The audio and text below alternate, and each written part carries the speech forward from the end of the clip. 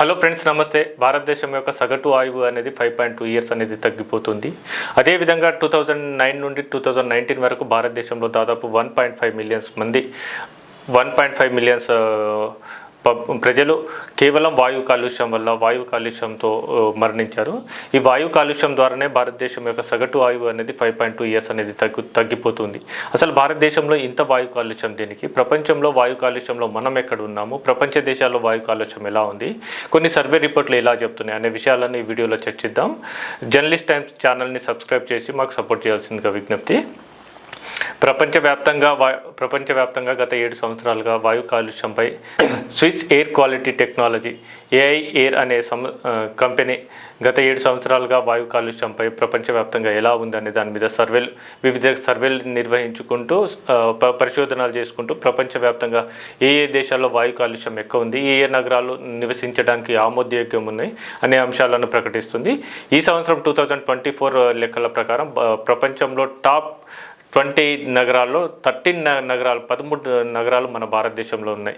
అంటే భారతదేశం వాయు కాలుష్యంలో ఏ స్థాయిలో వాయు కాలుష్యం ఉంది అనేది దీన్ని బట్టి అర్థమవుతుంది. అదేవిధంగా ప్రపంచంలోని దాదాపు అనేక దేశాల్లో వాళ్ళు సర్వే చేస్తే మన దేశం అనేది వాయు కాలుష్యంలో 5th ప్లేస్లో ఉంది.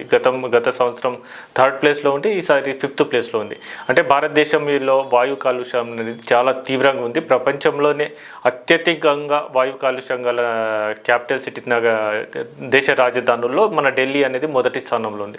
ఢిల్లీతో పాటు ప్రపంచంలోనే అత్యధికంగా వాయు కాలుష్యం గల నగరాల్లో అస్సాం, మేఘాలయ సరిహద్దుల్లో ఉండే ఒక ఇండస్ట్రియల్ ఏరియా, మేఘాలయ రాష్ట్రంలో ఉండే మేఘాలయ బర్న్హాట్ అనే నగరం ప్రపంచంలోనే అత్యధిక వాయు కాలుష్యం గల నగరం. ఇక్కడ ఇనుము మరియు ఇతర ఖనిజాల పరిశ్రమలు భారీ స్థాయిలోనే ఉన్నాయి.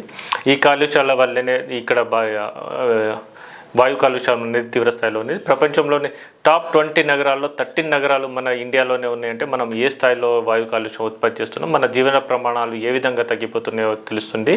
అంటే ఈ కేవలం వాయు కాలుష్యం వల్లనే మన భారతదేశం యొక్క సగటు ఆయువు అనేది గత కొంతకాలంగా 5.2 ఇయర్స్ పర్ ఇయర్ తగ్గిపోతుంది ఈ వాయు కాలుష్యం వల్ల. అదేవిధంగా 1.5 మిలియన్స్ ప్రజలు వాయు కాలుష్యంతోటి అనేక రోగాలతోటి మరణించారని ఈ సంస్థ ప్రకటించింది. అదేవిధంగా భారతదేశం అనేది వాయు కాలుష్యం WHO ప్రకటించిన దాని ప్రకారం దానికంటే దాదాపుగా 10 టైమ్స్ ఎక్కువ అనేది మన భారతదేశంలో వాయు కాలుష్యం ఉంది. ప్రపంచంలో అత్యధిక వాయు కాలుష్యం గల దేశాల్లో మనది 5th ప్లేస్లో ఉంటుంది. అంతేకాకుండా గత సంవత్సరం మన భారతదేశంలో వాయు కాలుష్యం అనేది 50.6 2024లో 50 మైక్రోగ్రామ్స్ పర్ క్యూబిక్ మీటర్లో మన వాయు కాలుష్యం ఉంటే ఈ సంవత్సరం మాత్రం 2023లో 54.4 మైక్రోగ్రామ్స్ పర్ మీటర్ క్యూబ్లో ఉంటే అది ఈ సంవత్సరం మాత్రం మనకు కొంతగా తగ్గి అది 50.6 మైక్రోగ్రామ్స్ పర్ మీటర్ క్యూబ్లో ఉంది. అంటే వాయు కాలుష్యంలో ఇప్పటికీ ప్రపంచంలోనే అత్యధిక వాయు కాలుష్యం గల దేశాల్లో మన దేశం టాప్లోనే నిలుస్తుంది, టాప్ 10లోనే ఉంది. అదేవిధంగా అత్యధిక నగరాలు మన దేశంలోనే ఉండడంతో అత్యధిక జనాభా అనేది ప్రపంచంలో అత్యధిక జనాభా వాయు కాలుష్యాన్ని బారిన పడుతున్నారు. అందులో మన అత్యధిక జనాభా గల భారతదేశం అనేది కూడా వాయు కాలుష్యంలో ఎక్కువ జనాభా అనేది మన దేశం నుండి పడుతున్నారు. మన పొరుగున ఉన్న పాకిస్తాన్, బంగ్లాదేశ్ వంటి దేశాలు కూడా వాయు కాలుష్యంలో తీవ్ర స్థాయిలోనే ఉంటుంది. ఈ వాయు కాలుష్యాన్ని తగ్గించుకోకపోతే మన యువతపై కూడా వాయు కాలుష్యాన్ని తగ్గించుకోకపోతే మన భారతదేశంలో యువతపై కూడా తీవ్రమైన ప్రభావం పడే అవకాశం ఉంది. ఈ యువతతో పాటు దేశ ప్రజల యొక్క ఆయువు అనేది క్షీణించడంతో పాటు వైద్య రంగానికి అత్యధిక ఖర్చు, ఆరోగ్యం క్షీణించి ఉత్పాదకత అనేది తగ్గిపోయే అవకాశం ఉంది. ఈ ఉత్పాదకత తగ్గిపోతే ఖచ్చితంగా భారతదేశం యొక్క జీడిపితో పాటు అది భారతదేశ ఆర్థిక పరిస్థితిపై తీవ్రమైన ప్రభావం చూపే అవకాశం ఉంది. వాయు కాలుష్యాన్ని తగ్గించుకోవడానికి మనం అయితే ఖచ్చితంగా ఎల్పిజి సిలిండర్లను పెంచడంతో కట్టెల పొయ్యిలో వీటిని నియంత్రించి ఎల్పిజి సిలిండర్లను పెంచాల్సిన అవసరం ఎంత ఉంది. దానితో పాటుగా ఇండివిజువల్ ట్రాన్స్పోర్ట్ కాకుండా పబ్లిక్ ట్రాన్స్పోర్ట్ వాడడం, అదేవిధంగా ఇండస్ట్రియల్ నుండి ఉత్పత్తి అయ్యే కాలుష్యాన్ని మ్యాక్సిమం ఎంతవరకు తగ్గించగలమో అంతవరకు తగ్గించాల్సిన అవసరం అయితే ఉంటుంది. భారతదేశంలో వాయు కాలుష్యంలో ముఖ్యంగా హర్యానా, రాజస్థాన్, హర్యానా, పంజాబ్ ఈ రాష్ట్రాల్లో ఈ ఏరియాలోనే ఎక్కువ వాయు కాలుష్యం ఉంది. ఇండస్ట్రియల్గా ఎక్కడైతే డెవలప్మెంట్ అవుతుందో ఆ ఏరియాలో వాయు కాలుష్యం ఉంది. ఈ ఇండస్ట్రియల్ ఏరియాలో అక్కడ ఉండే కంపెనీలపై కూడా సరైన నియంత్రణ లేకపోవడం, వాయు కాలుష్యాన్ని ఎంత ఉద్గారం చేస్తున్నాయి అనే దాని మీద ప్రభుత్వం పట్టనట్టు వ్యవహరించడం కూడా ఈ వాయు కాలుష్యానికి ప్రధాన కారణం అవుతున్నాయి.